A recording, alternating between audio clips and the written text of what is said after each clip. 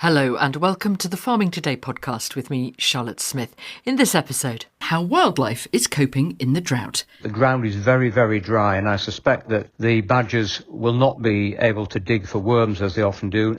I'd never heard anyone see a badger take a bird in flight. But let's start with Harvest 2026, which will not live triumphantly in the memory of many farmers. It's been the earliest in England for at least 20 years, and yields have suffered from the heat and a lack of water, leaving farmers counting the cost.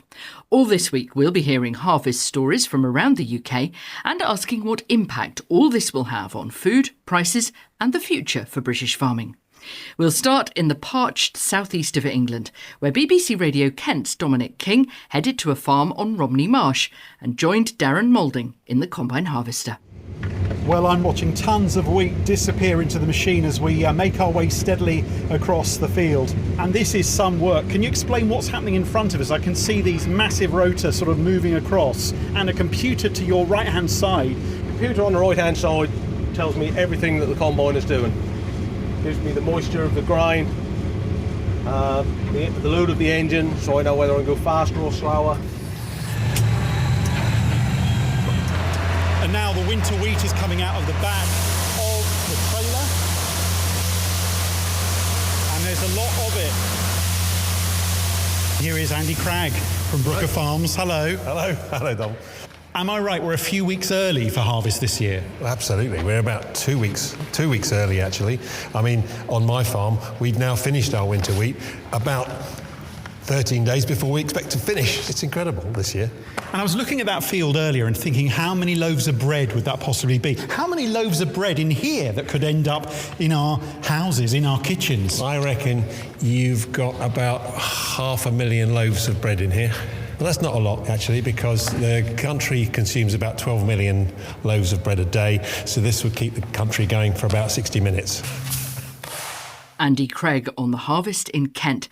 So how is it overall? Sebastian Mallet is Chief Executive of ODA UK, an independent grain marketing consultancy advising cereal and oilseed farmers across the UK. So the wheat results are very, very mixed. I mean, some very good farmers we know are just harvesting 6-7 tons per hectare when they usually do 10 or 11 tons per hectare. Rapeseed is globally good for the second consecutive year. Let's say between 3 to 5 tons per hectare. And barley, winter barley is not too bad, when spring barley, again, because of the heat and the lack of moisture, is reported to be very, very poor. These were pretty expensive crops to plant and look after because of the hikes we saw in energy and fertiliser prices. Will these lower yields mean a loss for many farmers? Well, what you say is partially wrong, sorry to say. Fertiliser prices, fertiliser had been bought a long time ago, at least a year ago, for these crops, and were already in the field, so there is no fertiliser cost increase impact on this crop. It will happen on the next crop. So yes, costs of production have increased, fuel is more expensive, machineries are much more expensive. Globally, thanks to higher prices than last year, we consider that for farmers who did not have a yield disaster, it should be okay. For the one who are harvesting at 6 or 7 tons per hectare, the wheat, for example, the year is going to be a bit more difficult. But again, we count on higher prices for the rest of the year to partially at least compensate for these lower yields. I've heard some farmers thinking again about what they're going to plant in the autumn, because some will point out they haven't had particularly good harvests for the last few years. And as you say, fertiliser and so on is going to be more expensive this time around. And they're looking like, is that going to be worth it? Is the gamble worth it, do you think? Yeah, that's very true. So here we need to compare apples with apples. There are some farmers who are working on very good land, and I think these farmers will continue to make money despite higher costs, because probably prices will move up in the coming years simply because they need to adapt to higher costs.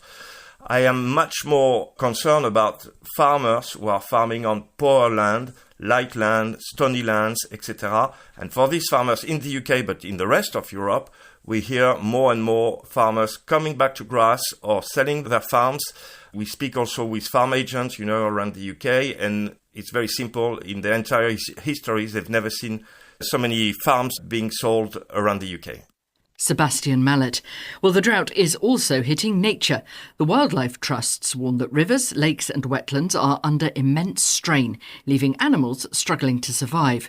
Well, that's something that you've been noticing too. We were sent a video taken in Yorkshire last week, which highlights some of the challenges. It shows a badger chasing and catching a fledgling blackbird to its mother's distress, and even as the badger notices the person filming it, it doesn't move but carries on eating. Well, that footage was taken on Sir Robert Goodwill's arable farm in North Yorkshire. He's a farmer and former Conservative MP and DEFRA minister. Well, my wife was walking down one of the farm roads, and about 5 o'clock in the afternoon, and she saw a bit of movement in the corner of her eye, so it was a badger. So she decided that she'd film the badger, because you don't often see them out in broad daylight. I mean, we regularly see badgers on the farm, but not in broad daylight in the afternoon. So she started filming it, and then the next thing, a fledgling blackbird chick was on the ground, and as the badger approached, it flew into the air, and the badger jumped and caught the bird as it was flying. And then we heard the distress of the chick's mother as the chick was consumed by the badger. The thing that really surprised me about this was even as the badger notices your wife, it doesn't move. It just kind of glances up and carries on doing what it's doing. Yeah, I mean, badgers have no natural predators. You know, the days when gamekeepers used to shoot them are long gone, and as a protected species, I suspect they've cottoned on to that. Or maybe it was just so hungry that it felt it needed to finish its meal. How dry is the farm at the moment? What impact is it having? Well, we're very dry. I mean, we're arable. Some of our spring sown crops haven't been harvested yet, but they don't look very promising. The ground is very, very dry, and I suspect that the badgers will not be able to dig for worms as they often do, and certainly there's not very many slugs around, as they tend to be favoured by wet conditions. They've pretty much eaten all the hedgehogs on the farm, and we've seen dozens of bumblebee nests dug out. So they're sort of, I think, now looking for other sources of food. I'd never heard anyone see a badger take a bird in flight, albeit a very new fledgling that possibly wasn't as adept at flying as an adult bird. But the reason I sent you the video is to see if anybody had ever seen this phenomenon before. Sir Robert Goodwill, do let us know if you've seen anything similar.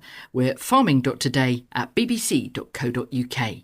Stan Smith, head of Nature and Species Recovery at the Wildlife Trusts, says badgers are opportunistic omnivores. You know, when we're in periods of sort of extreme drought like we are at the moment, it puts pressure on all sorts of wildlife, particularly our bird species too. So, you know, when the weather is particularly hot, the nests, of course, become very hot too, and it can cause birds to potentially fledge earlier than they would like to. And so, of course, if there is a bird out of the nest and unable to fly, then, of course, any opportunistic predator, of course, isn't going to leave a free meal on the ground, and that's part of nature. So, yes, this type of drought really does put a pressure on all of our wildlife.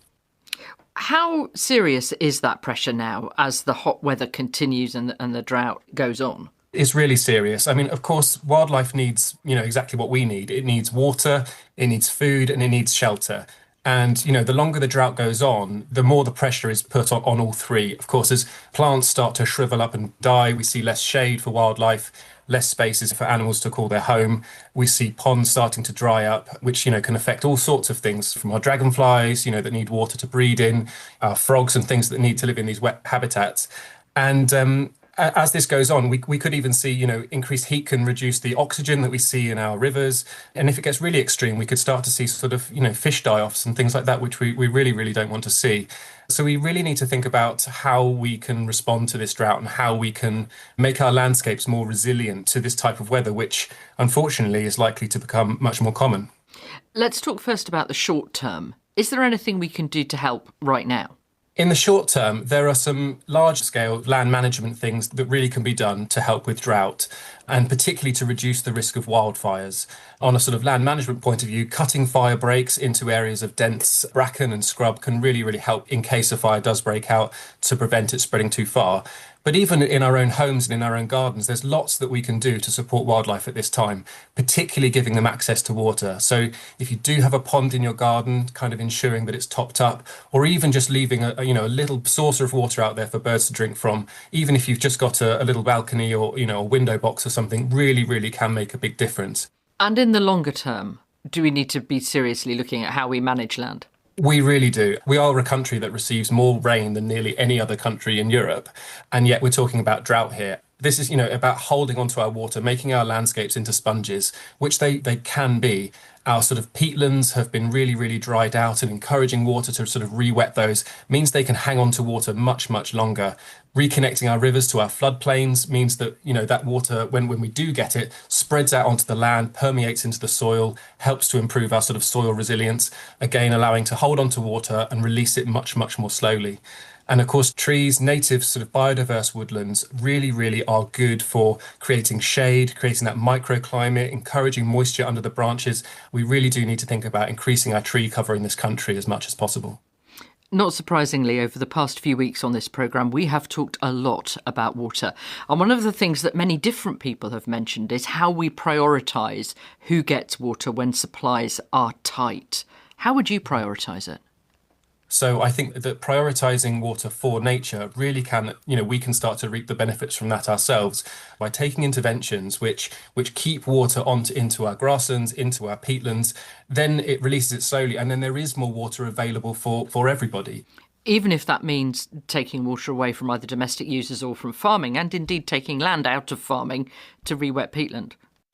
Well, I think that for farming, farming needs shade. We need enough shade to sort of support our crops. And domestically, for our own domestic use, it's about minimising wastage. As I say, we do get more rain in this country than nearly anywhere else in Europe, and it's really difficult right now. But if we can hold on to that water when we're getting it, then we will be much more resilient against these problems in the future.